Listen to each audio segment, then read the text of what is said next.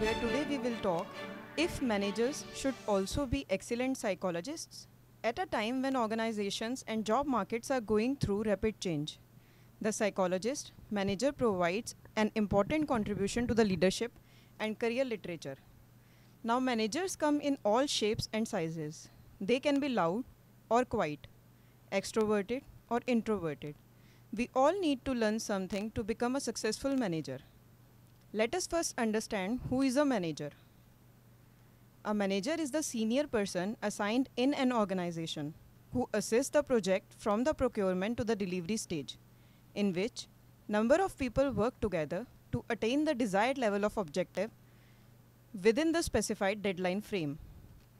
Managing is not an inborn personality, but it is a behavioral skill which a manager has to incorporate in him for effectively leading people and to bring out the best out of different minds.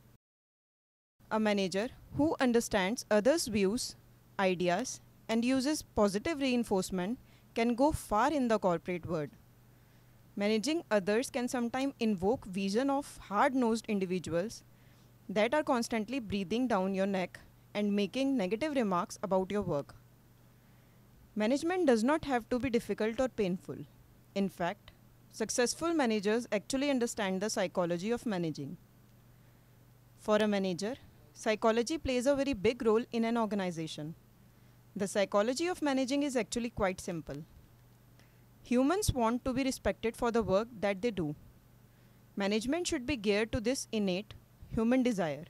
Managers should be constantly positively reinforcing their workers to get the best quality of work in the shortest amount of time possible. Here are some tips provided by managers who work like psychologists. A manager needs to delegate the work efficiently to every team member.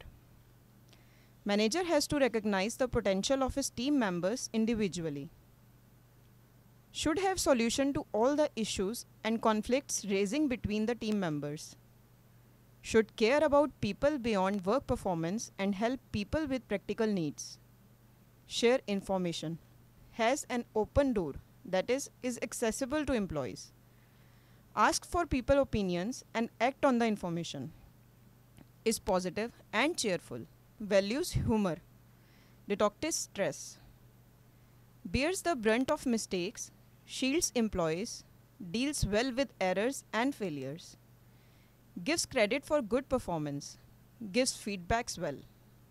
Trusts employees and is trustworthy as well. These type of managers are what we refer to as natural born managers. But if we opt for these psychologies of managing in ourselves, we can also become a successful manager in the corporate world. They are also the types of managers that are constantly praising and rewarding their employees. These would be the types of managers that are getting the these would be the types of managers that are getting the best productivity out of their employees. This is because the employees feel that their manager truly cares about them.